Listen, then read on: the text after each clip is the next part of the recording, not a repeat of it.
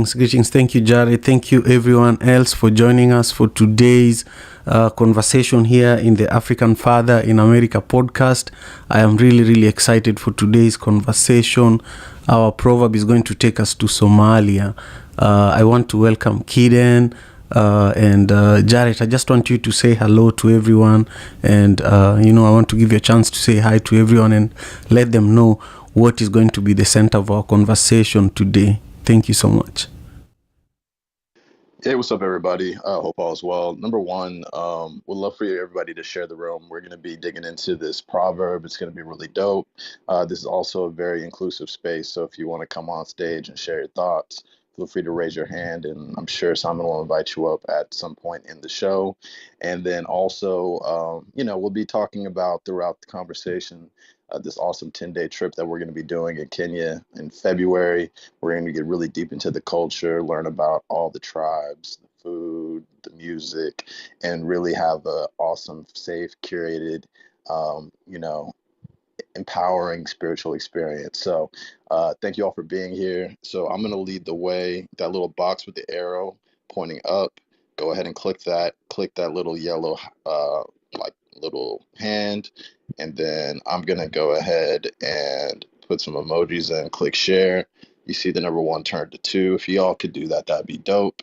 Excited to get in the conversation. So I'm going to pass it back to you. Excellent. Thank you again. I'm just so excited to see Kiden as well and brother. And really, I want to begin by sharing today's proverb, which is from Somalia. And, for those of you who have been joining us here over the last 2 years, every day when we gather here, we bring a new African proverb with the hopes that by the end of our conversation, we gain a little bit of African wisdom. We just empower ourselves with wisdom from our ancestors so that, really by the end of the conversation, you walk around and feel really that you're not alone, that you're walking and feeling empowered by things that we discussed here, but also words from our ancestors, words that came from way back before we were around here. So that's why we are going to Somalia today for our proverb for the day, that says that the fowl digs out the blade that kills it. This is a beautiful African proverb, and I won't say much. I just want to go straight away to the 3 nuggets of wisdom that my team and I selected and picked for us, what we feel that you should all be inspired by today. So the first nugget of wisdom, and also before I go into this real quick, I just want to invite you to do exactly what Brother Jared was asking you to do. Make sure you're sharing the room. Make sure you're joining us on YouTube as well. We are live streaming today's conversation on YouTube.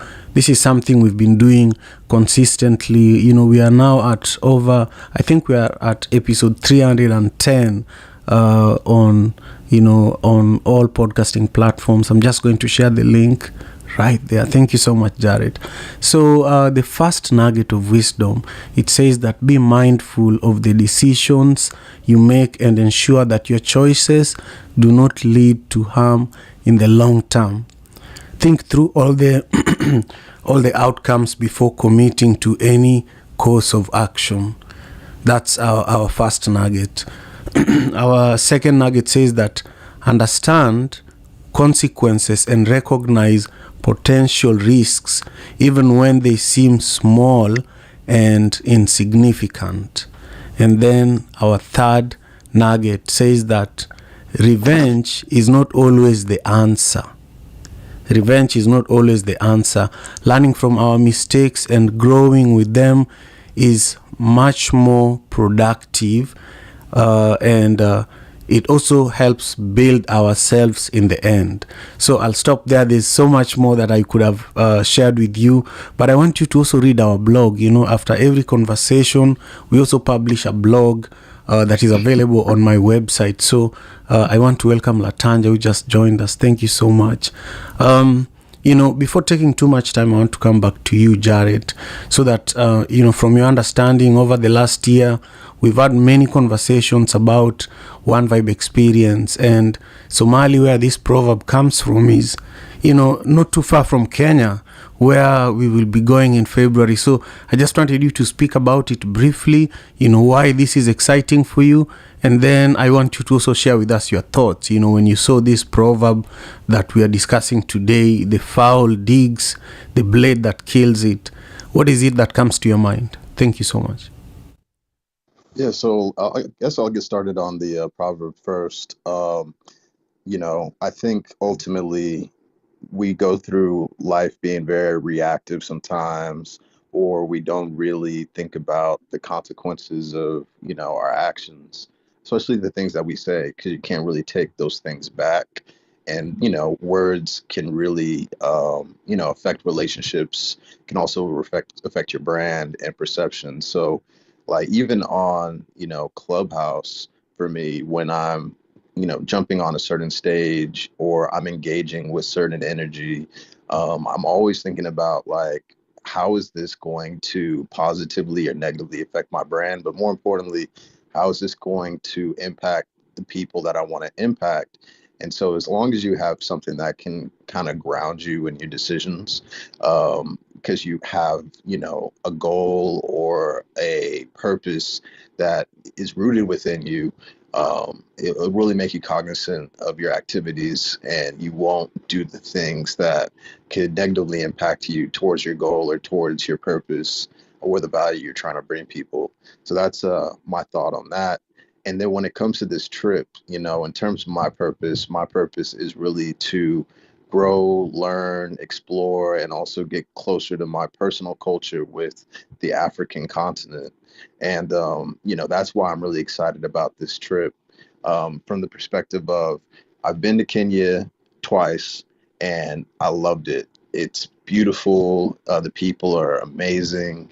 The food is great. The vibes, the nightlife, the music, all that stuff is great. But what I didn't really get is a real deep experience of the continent. I feel like I just scratched the surface. I did, the beaches, and I did, like the safari walk and like all the stuff that you can find on Google. But what I didn't really get to do is get ingrained into the culture with locals. And that's what I'm excited about for the, 10-day trip. So I'm actually trying to multitask while I talk and pull it up. But if you're interested, in February, we're going to be going on a trip to Kenya. It's going to be amazing. 10 days. I'm going to throw the link up real quick, and then we'll throw the YouTube link back up. But all the details are here. The itinerary is really broken down. And I'm just excited just to learn, because every time I travel, I feel like I gain perspective. I gain, a connection to, my ancestors, and I'm really excited about that. So I'll yield now because I know we got Stella, Keita, and Latanya and others on stage, and I'm excited to hear what they got to say about the Proverbs. So I'll pass it back to you, Simon. Excellent. Thank you again, my brother Jared. I also see Rushi has joined us here. Rushi is a brother that I would love to hear from, especially because we are talking about One Vibe Experience today, the 10-day trip that we are organizing to Kenya. Now, quickly, I want to bring the mic to you, Stella, so that we can hear from everyone on stage, and also invite other people to join us on the stage for today's conversation. I'm really, really always excited to be here for the conversations here in the African Father in America podcast, because in a way I feel like it's a privilege. I feel like we are around the village fire, and we're having a really unique conversation that you don't go anywhere else and find, so I really want you to know that you're in the right place with the right people at the right time. So feel free to join us up on the stage and also contribute your voice.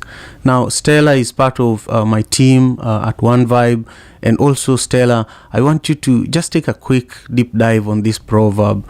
The fowl digs out the blade that kills it. The fowl digs out the blade that kills it. Just share with us where you are at the moment, what this proverb means to you, and then we'll do it like we did it yesterday, where we are not going on PTR order. Anybody on the stage who wants to speak after Stella can just double tap your microphone, and then we will come to you. So we'll go to Latanja after Stella. Thank you so much. Hello, Simon. Thank you for this show today. Hi, everyone. This is Stella from Kenya. Today's proverb from Somali that says, "The fowl digs out the blade that kills it." To me, it speaks about so many things, but the ones that stand out are forgiveness and bitterness. And most of the time, when we have some deep conversations with my mom, I always like telling her how bitterness is not good because it only consumes the person who is bitter, and how forgiveness is good for the person who forgives, because you learn to let go of the pain, you learn to let go of the sad things that happen to you, and in that way it heals you, it helps you heal. So when I saw this proverb, that's what came to my mind, because I believe that when you let go and when you forgive, especially yourself, then you don't die, you get to heal. On to One Vibe experience, I'm so excited about it. I keep reading I keep going to the website just to master the itinerary, because there's some exciting things that we are going to share together, especially visiting Kitmikai. Kitmikai is a place. It's a place full of rocks, big rocks, and it's called Kitmikai. That comes from the word. It's a Luo word which means Mikai means first wife, and Kit is Kidi, which means a stone. So it's a stone of the first wife. So I just wanted to tell you that so that you get a glimpse and a feel of what you'll experience when you visit that place. Otherwise, thank you everyone, and I'm happy to be here. Excellent, Stella. Thank you so much. I just quickly want to give a quick shout out, and also to let Dr. Dibinga know that I'm having a technical issue here, and I also don't understand why I can't have you on the show. Dr. Dibinga was supposed to be our guest this morning on YouTube. So typically on YouTube, every day really, we've been having guests who are live with us as our special guests, and in a moment we'll be able to bring you our special guest today. But for now, we want to go on and continue listening to everyone who is on the stage interpreting this proverb for us, while we figure out how we can bring on Dr. Dibinga. Thank you again, Stella, for your beautiful contribution, and I also can't wait to take everyone to Kitmikai. I've been there a few times, and I've been thinking a lot about this trip and a lot of this conversation, and I want to really commend Lavender for the hard work that she did on the website and also on planning this whole trip. So with that, I'll bring it to Latanja. Grand Rising, Simon, and thank you so much for having this space. Sounds like a wonderful experience, one vibe that is catering to the Kenya trip for 10 days. I am looking forward to being there. The fowl digs out the blade that kills it, as the proverb for today. And we understand a fowl are chickens or other kinds of domesticated birds that lay eggs or are raised to be eaten. And it is a bird that is kept on a farm for its eggs and meat. I looked up Job 28:7 that says, "There is a path which no fowl knoweth, and which the vulture's eye have not seen." In addition to Proverbs 2:20 says that, "So you will walk in the way of good men and keep to the paths of the righteous." So to me, the fowl is prepared to be eaten for its meat.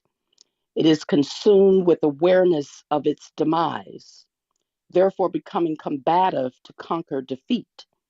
This defiance is its call for repentance, before it's devoured as food to eat. And I yield. Wow, excellent. Thank you so much. I just deeply appreciate you for always, researching a lot and bringing us a lot of value during our conversations here in the African Father in America podcast. I appreciate you, Latanja. The floor is open. If you're ready to share your thoughts on this proverb, feel free to just double tap your mic and I'll bring you on. Thank you so much. Hey, Kiden, how are you doing today? I hope all is well. Take it away. Hi, everyone. Good morning. Good morning. Keedan, I'm joining you all from Daytona Beach this morning here in Florida. Wow, this proverb is so amazing. Definitely is one where I'm scratching my head. And those are actually the ones I tend to enjoy the most, because sometimes there's ones that you read and you can get them right away, and then there's other ones that make you think just a little bit harder. So thank you so much to Simon and the team for being so great at choosing these. So for me, my interpretation is like when you wake up in the morning sometimes and you're still sleepy and you bump your toe on a corner of a desk or a wall and you're like, ouch. And then, you look down to see, what caused that pain. This proverb kind of reminds me of that. Like when we fall into problems or challenges, we should always sort of reflect back and think, okay, how did this happen? What series of events took place for this thing to happen? So we should look back and try to learn from the mistakes that happen in life. So thank you all so much. And I'm excited to hear about the trip to Kenya coming up in February. And that's my time. Excellent. Thank you so much. I appreciate you, Kiden. Kiden is also a podcaster. And hey, Kiden, I actually want to give you space towards the end of our conversation so that you can talk about your podcast, because I think it's really unique and people need to know about it. So I hope you have time to stay and share towards the end. For now, I want to keep the conversation going, and I want to just settle in on the trip to Kenya that Lavender and my team are organizing February 1st to February 10th. And, I was thinking about Kisumu, particularly where I come from. And the journey between Nairobi and Kisumu is the same journey that Obama took, before he was a senator.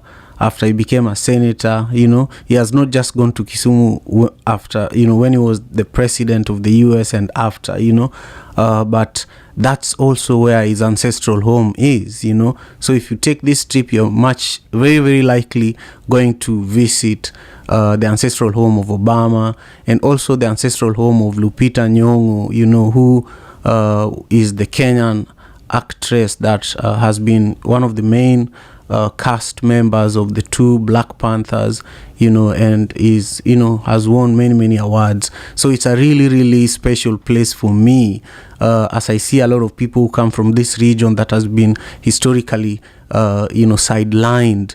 The politics of Kenya always put Kisumu on the side, and people there actually go through a lot of hardships when it comes to economic, growth and social development. So I love bringing opportunities there because I know that people there deserve it.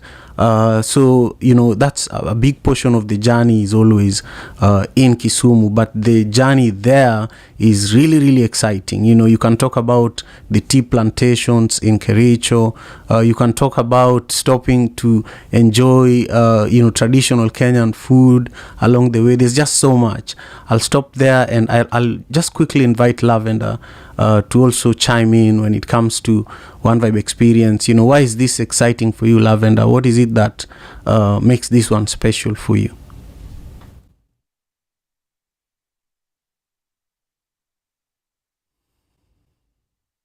Okay, I think Lavender needs a little more time. We will, again, I think I'm really, really disappointed by this, this technology stuff. I'm literally having a hard time bringing our guest to join me today. And my apologies, Dr. Dibinga. we might have you join us on Clubhouse instead. So I will send information to Stella and Lavender so that they can help facilitate that. For now, I want to, just keep the floor open again. Brother Earth and Alicia and Rushi, feel free to double tap your microphone and share your perspectives in regards to the proverb. But also, Brother Rushi, you can speak to, the time when we were in Kenya together, and I think you're still in Kenya. You've been to Kenya many times since we last went there together. You can just speak to why Kenya has become so addictive to you.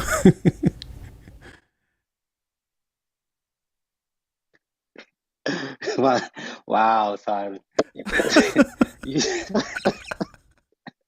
Addictive is such a great word to use.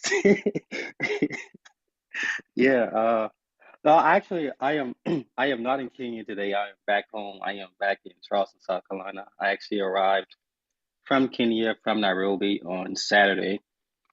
So I am back in the United States. I've gained about 5, 6 pounds.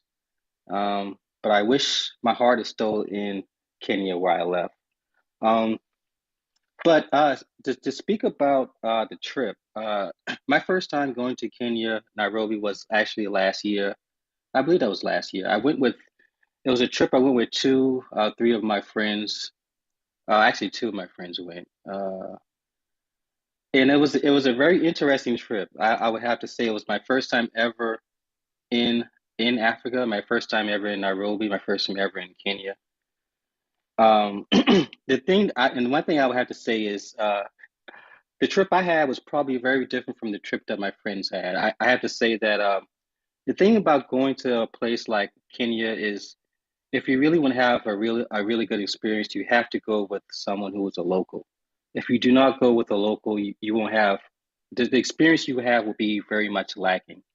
I think the first time I went, my friend, me and my friends, we actually planned the trip. But when you plan a trip, it's a lot of times you're just going off what you see on TripAdvisor, what you see on Instagram, what you find on Google to do. So that's kind of how we planned the trip. But what made my trip so much special, so much different is I actually was able to connect with Simon on my trip. I was actually able to connect with Simon and also Lavinda on my trip, and it actually gave me a totally different experience than what my friends had.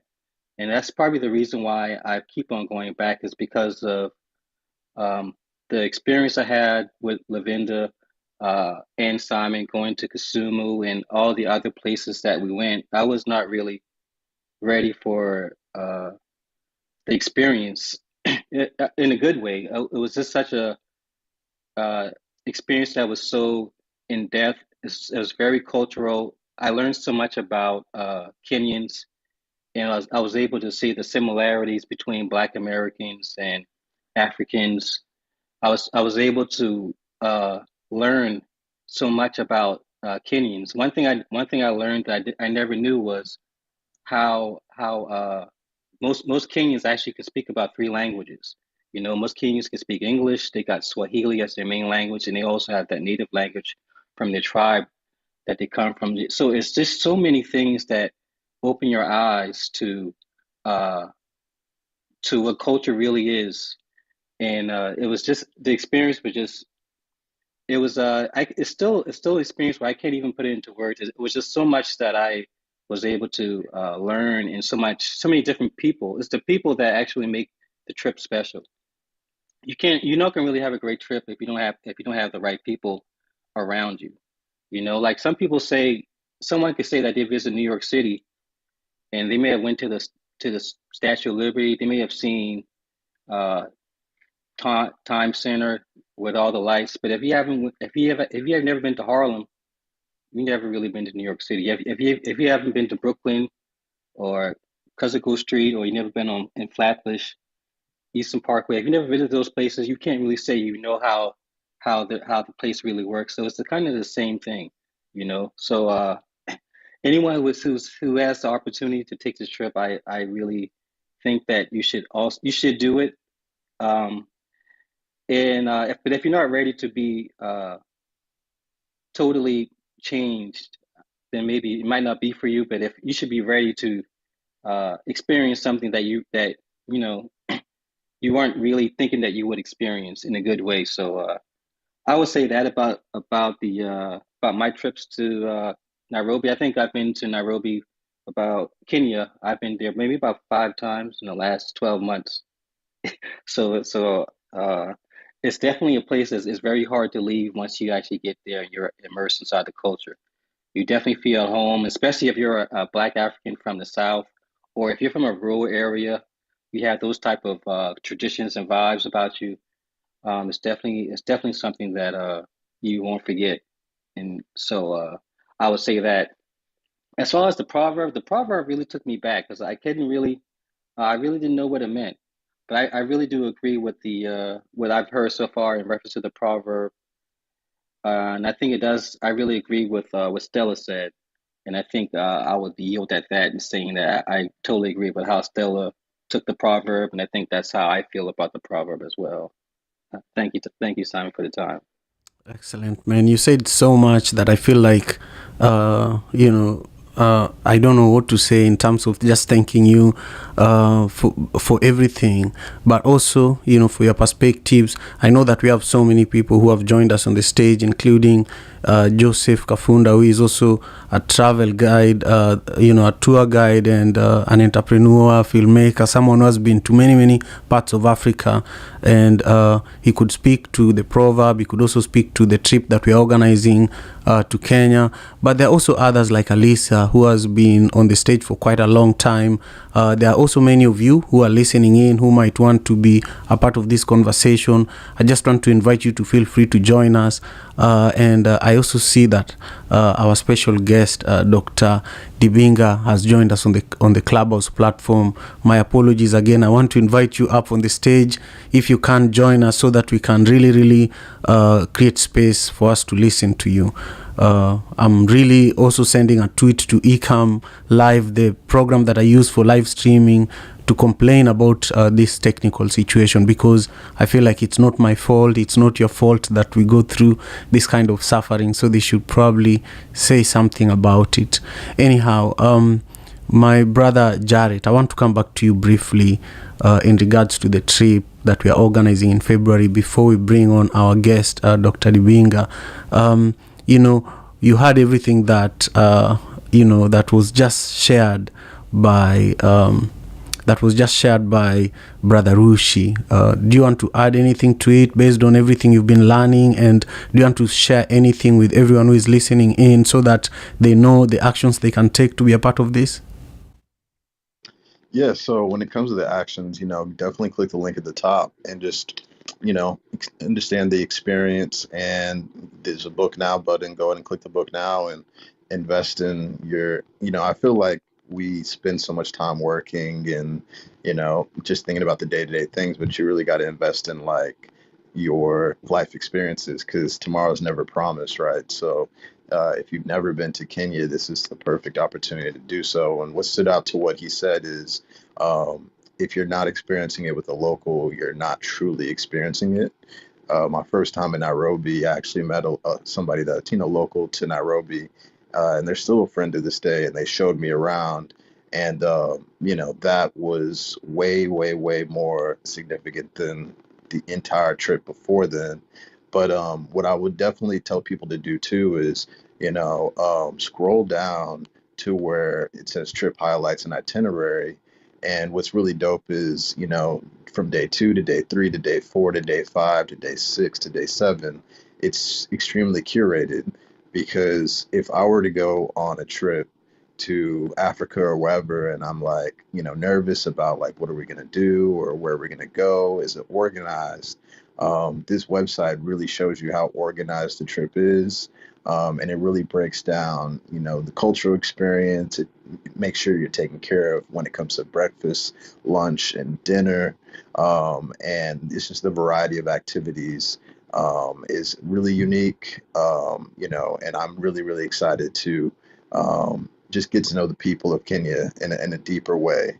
So if you're not trying to do superficial Instagram trip and you're really trying to get immersed into the culture, I highly recommend you click the link at the top, block out that time, in your work schedule, and come and join us. So that's my thoughts on it. Excellent. Thank you again, Jared. Now, I see that, our guest is on the phone. So we are going to just continue creating space for everyone on the stage to share briefly before we go deep into my conversation with Dr. Dibinga. So the floor is open. Stephen, Joseph, Brother Arth, go ahead and share. Thank you so much. Peace and love, family. This is Brother Earth. I'm coming out of the North Carolina territory once again. And gratitude to you, Simon, and for the platform and all those who shared, came forward with wisdom of answers. And it got, first, hearing this proverb, it kind of stumped me for a while, too. And the first thing that came to my mind was, it's an old saying, sometimes you have to cut off a finger to save your hand. Like if you get gangrene or infection or something, it's better to cut the finger off than to save the hand. But and I said, then after listening to everybody else's demonstration, I said that didn't necessarily connect the way that I wanted it to. And then it also made me think about it's another old saying, it's like you beating a dead horse.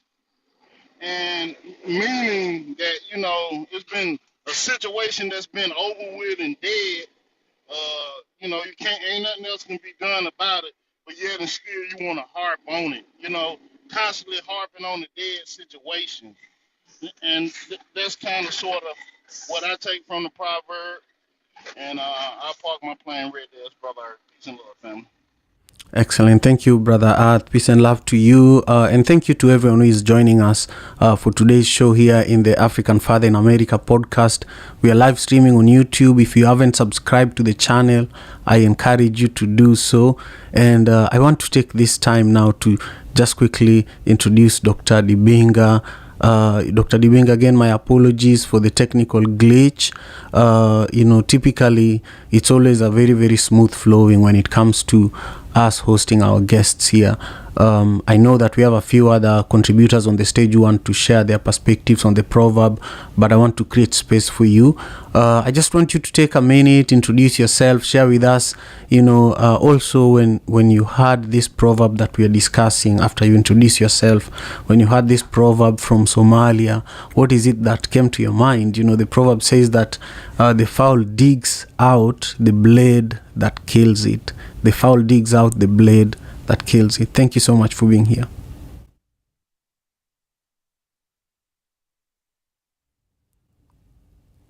Okay, Dr. Dibinga, if you'd like to unmute, the best way to do that is to go to the bottom right of your screen. There's a microphone icon there that you can use. Oh, there you are. Can you hear me now? I can hear you now. Okay, awesome. How are you? Habari za leo? Salama kabisa, habari yako? Awesome. I'm happy to be on. My name is Dr. Ome Congo Debenga. I am in Washington, D.C. I'm a motivational speaker. I'm a rapper and a spoken word artist.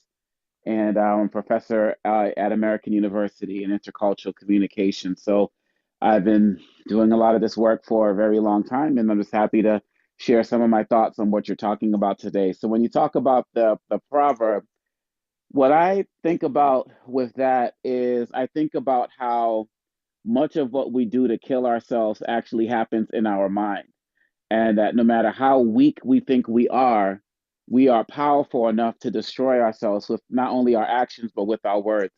And some people say that, life and death starts in the tongue. So when I think about the fowl, people think about a fowl being small, being weak, that it doesn't have you can't think of it having the ability to actually lift up a blade. And, even, less than that, pick up a blade and actually that blade be used to kill it. But the way I see it is we are all small as it relates to the universe, as it relates to the larger plan in life. And sometimes we think that we're insignificant. We walk past the rivers, we walk past the mountains, we walk past the forest, and we marvel at how beautiful it is. And then we look at ourselves in the mirror and we get depressed and sad. We're tricking our own selves into thinking that we're not great. So every single day if we're not, as I talk about in my book, Grow Towards Your Greatness, if we're not planting seeds of positivity in our head, day by day, we are digging out a blade that's going to kill us psychologically, emotionally, and eventually physically. So no matter how big or small you are, whether you're a fowl, whether you're an elephant, you have the power to breathe life into yourself as well as to take your own life metaphorically or physically with the terminology that you use, which is like a blade taking your own life. And so every single day, all of us who are listening, we have to make sure that we're breathing words of positivity into our minds, into our spaces. We're surrounding ourselves with people who are uplifting us because you are a direct reflection of your 5 closest friends, and that you're making sure that you get all of the negative energy out and away from you and anything that's preventing you from living your best life. Because if you don't do that, like the fowl, your whole life will run afoul. That's incredible. Thank you, Dr. Dibinga. I deeply appreciate you being here for today's conversation and being our special guest. One of the questions I love asking all the guests that I host for the African Father in America podcast is, a childhood story, a story that relates to something that happened when you are between 8 to 16 that really drives who you are as a leader today. And I love sharing my story where when I was 8 years old, I began distributing milk and bread in our neighborhood using a bicycle that my mother had given me. And I wanted you to take a moment and just share with us, when you look back, what is it that really drives the work that you do? Thank you so much. No problem. My parents, my dad, he passed in 2020. Both my parents are from Congo, Kinshasa. And growing up in Boston, Massachusetts, I went to a very prestigious school, middle school, but I didn't want to go there. But my parents made me go there. And so since I didn't want to go there, I didn't perform well. I acted like a fool. I didn't do my homework. And then also at the same time, my father, who was an activist, he went to Zambia and he was doing work and they tried to assassinate him. And so for my entire 7th grade year, my dad was in a coma and taken away from me at that time. And so when he came back, he gave me an option to leave the school because he suffered from a little bit of amnesia and didn't really remember that he made me go there. So he gave me an option to leave the school. And I could have taken the option and went to an inferior school, but I thought about all he went through and all my mom went through. And then I thought about the ancestors and what they did for us. And I decided that I was going to go back to that school because my ancestors fought for me to be in the space that I am. And my parents fought for me to be in the space that I am. The only reason I was failing that school because I didn't want to do the work. So that experience, it made me go back to that school, and I graduated as student council class president. I graduated as a member of the National Honor Society. I was the president of the African Culture Society. And so what that lesson experience, it taught me that I used my ancestors and what happened before me to fuel my success in everything that I'm doing today. So all of us have to remember that we come from strong ancestry and strong lineage, and we got to stop looking for Western ways to motivate ourselves when everything that we need is in our homeland, it's in our minds. And if we just turn to our own history and our own culture, that is all we need to elevate us to the highest level. So that experience with my dad being taken from my life for that short period of time and making me realize that I needed to turn to him and my mom and my ancestors to really be successful, that was a turning point in my life because I was also suicidal during that time. And that experience helped me come out of all of that. Wow. That's deeply, deeply incredible. For you who are just joining us, I'm having a conversation here with Dr. Omekongo Dibinga, who is, a top, John Maxwell top 30, top 30 leader. He's a certified virtual speaker. He's a diversity and inclusion and anti-racist strategist, and he's an award-winning, a brother who is doing incredible work. So if you're joining us and you're enjoying this conversation, make sure that you're following our guest if you're on Clubhouse. But also, back to you, Dr. Dibinga, I want you to share with us some of the the work that you're currently proud of when you look at all your accomplishments? Is there one thing that you'd like to share with us that you're currently really proud of, that you want us to tap into and learn a little more about? Yes, definitely. Yeah. Also, let me know if there is time to share some poetry. I'd love to do that. If not, it's okay. But one of the things I'm proud of that I'm really working on right now is I just completed, I think it's my fourth or fifth book. And the book is called Lies About Black People: How to Combat Racist Stereotypes and Why It Matters. The foreword is being written by a scholar named Dr. Michael Eric Dyson. And so I'm very proud of this book. It's going to be my first book with a major publisher. So all of my other books were self published. I'm also doing an album to go along with the book as well. And so in this book, I just challenge a lot of the stereotypes that people have used to discriminate against Black people. I do a lot of work in schools, in organizations, and corporations talking about diversity, equity, and inclusion.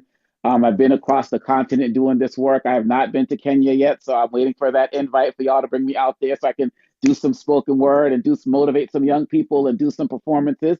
So I'll wait on that. But that's the work that I'm most proud of. Again, it's called Lies About Black People: How to Combat Racist Stereotypes and Why It Matters. That's incredible work. Thank you again. I deeply, deeply appreciate you. And yes, we will be sending you an invite to join us in Kenya if you want in February 1st to February 10th. We are going to Kenya as part of the One Vibe experience. And this is not the first trip we are organizing to Kenya. We've actually taken a lot of African American brothers and sisters to Kenya in the past. If you want to watch some videos about some of the previous trips, you can let me know. But we will be writing a lot of content, blogs, and we'll be pushing a lot of stories through our email, our email list. So if you want to join our email list, just let me know or let Stella know, and we can share with you the link. I just want to take a moment here, Dr. Dibinga. I want you to think about how we can support your work, and then when you come back on, I want you to share with us, your social media handles and how we can stay connected with you. But I will be getting back to you by email to make sure we do this again in a more comprehensive way. But I want to just pause for a moment and create space for everyone else who is on the stage. We want to create space for you to also speak briefly. We want you to share either your thoughts on today's proverb, and also if you had something about the trip that we are planning to Kenya, also speak to that. Ask a question, say something that excites you about it, and then we will come back to you, Dr. Dibinga, in just a moment so that we can wrap up our conversation.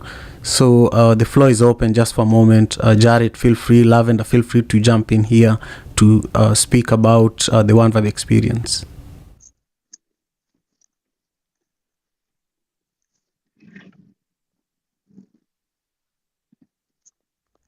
Okay, great. It looks like Dr. Dibinga and I were having a beautiful conversation, and that's what people want to listen to. Yeah. So that's beautiful. I do appreciate you all, in the village who are really, really listening. Listening itself is a gift. When somebody is listening to you and you realize that actually people are giving you the attention you need, then you actually zip it up and continue saying what you're saying. And that's what we're going to do here. So Dr. Dibinga, I want to take a moment and really share with us how we can support you. This is something I ask all the guests that I host.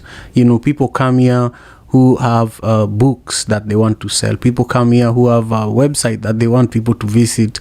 People come here who just want to connect with people, so they just share their social handles. But this is an important part of the podcast conversation. And then after that, we will begin just wrapping up. And again, I did it a little faster in order to accommodate this entire situation that we are going through. So again, thank you for giving me the grace and helping me manage this situation. So go ahead and share how we can support you and how we can connect with you.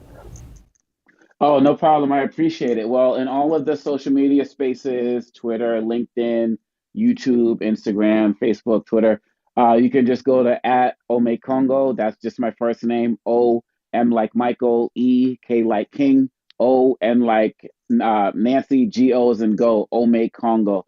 That's my social media handle. You can also go to omecongo.com or upstandardinternational.com. It's the same website, omekongo.com or upstandardinternational.com. Also, if you're interested in my poetry and my music, you can get it on all of the digital platforms, iTunes. You can download the spoken word, the hip hop, Spotify, all of those places. I have a podcast you can find out there as well, the Upstanders podcast. And of course, books, Amazon, Barnes, anywhere those books are sold online. You can also support me there. And then lastly, I would love to come and work with your organization, whether it's a company, a school, kids, religious group. I love coming and doing talks on motivation as well as diversity, equity, and inclusion. So beautiful. Now is your opportunity to share with us your poetry. You can pick one piece that you feel most inspired to share with us today, as you had offered earlier. Thank you so much. Awesome. So I wrote this poem. It's called Pulse of the Motherland.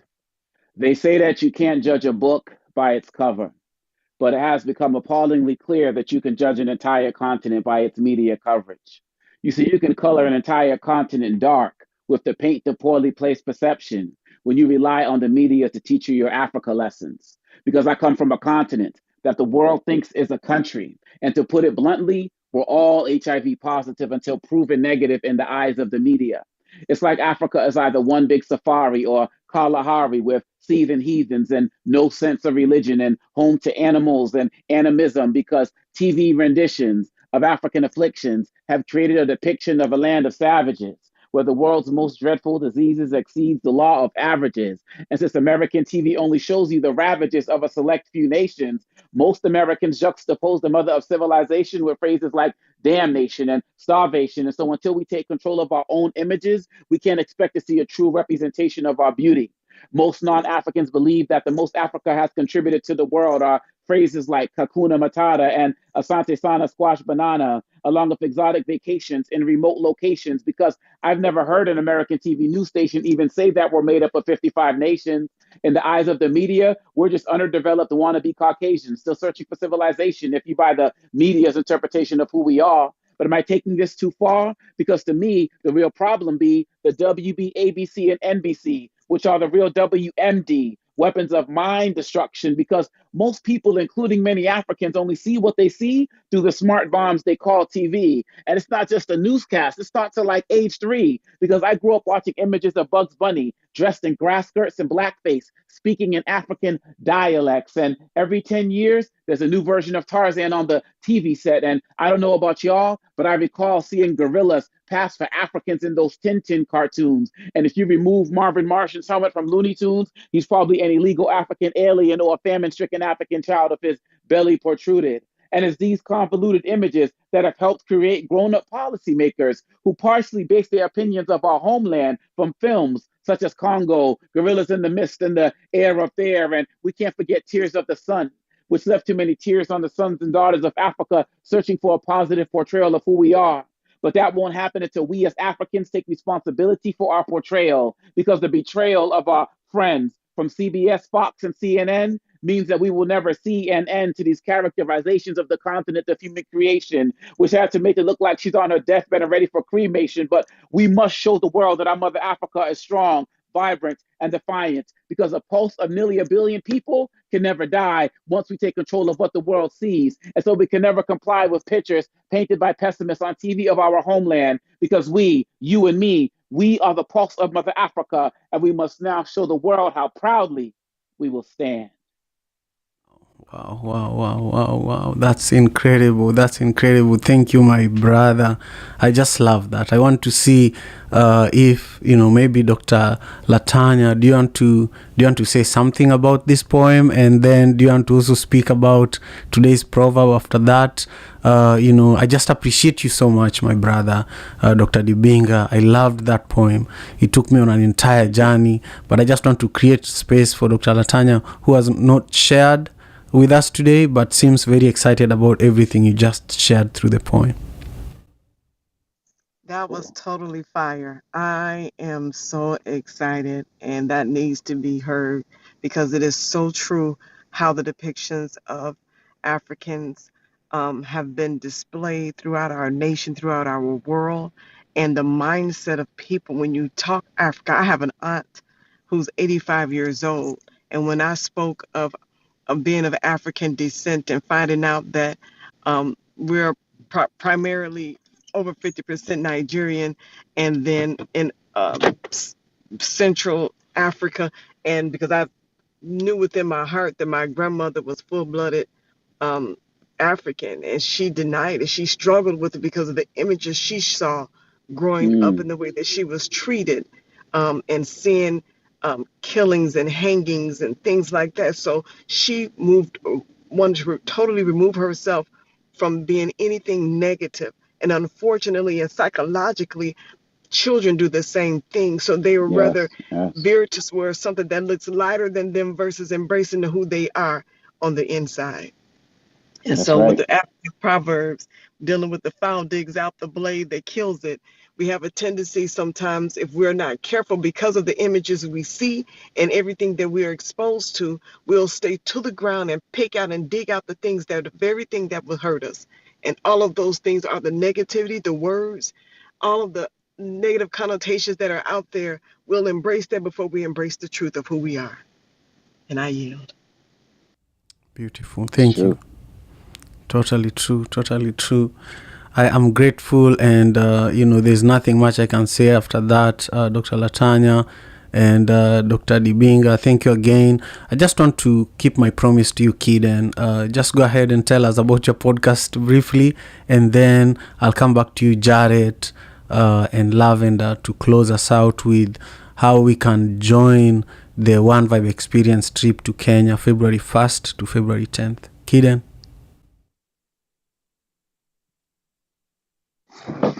Thank you so much, Simon. I appreciate that. I definitely enjoyed this conversation and everyone's contributions. And thank you for giving me space to share about my podcast. So, really quickly, as you guys know, I'm from South Sudan, but I'm based in the US. South Sudan is the newest country in the world, and so right now we have a lot of creatives who are getting into the digital space, creating YouTube channels and just kind of just really telling their stories and expressing themselves using media. And so I started a podcast. With the goal in mind of just telling South Sudanese stories. We talk about mental health. We talk about entrepreneurship. We talk about just different things that impact women and girls in the South Sudanese community. So my biggest goal is to just inspire and just push out conversations that are necessary. So if anyone has any questions, feel free to DM me or follow me, and we can connect through all the different social media channels. Thank you, Simon. Wonderful, wonderful. Thank you again, Kiden. Kiden is going to be my guest very soon on the African Father in America podcast, so stay tuned for that. Jared, please close us out. How did we do today? And Lavender, also feel free to chime in. The floor is yours. Thank you so much. Yeah, you know what? I'm gonna go ladies first. Lavender, I'll give it to you.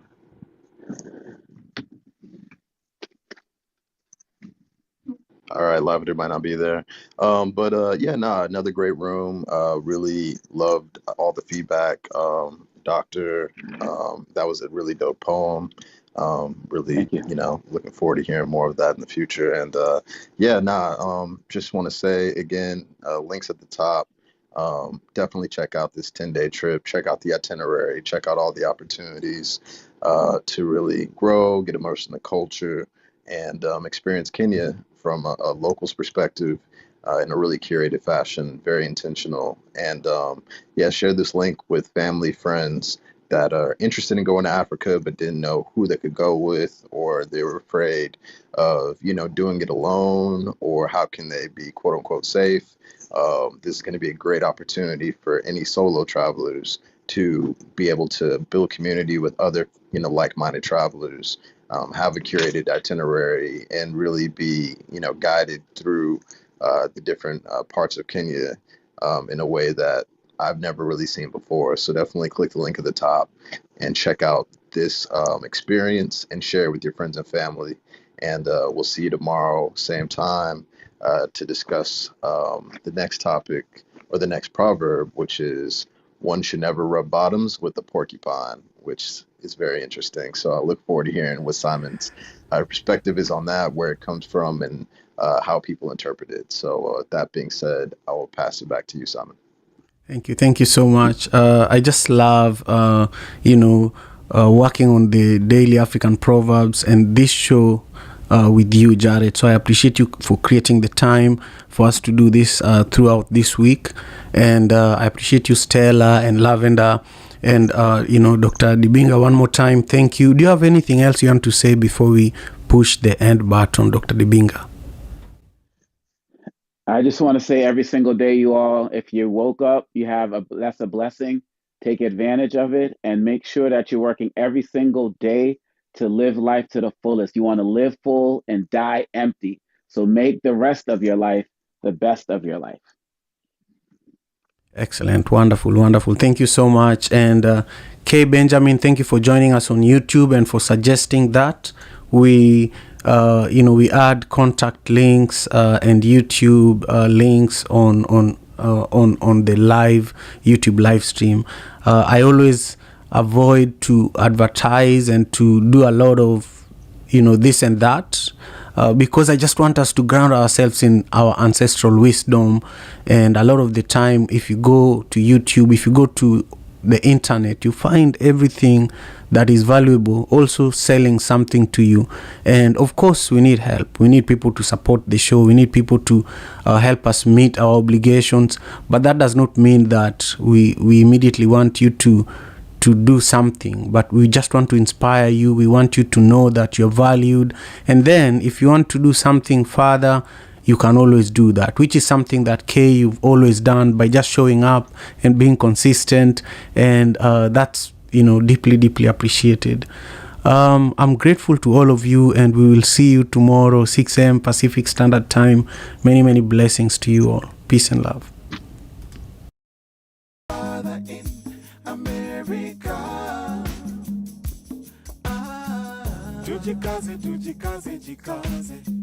Tujikaze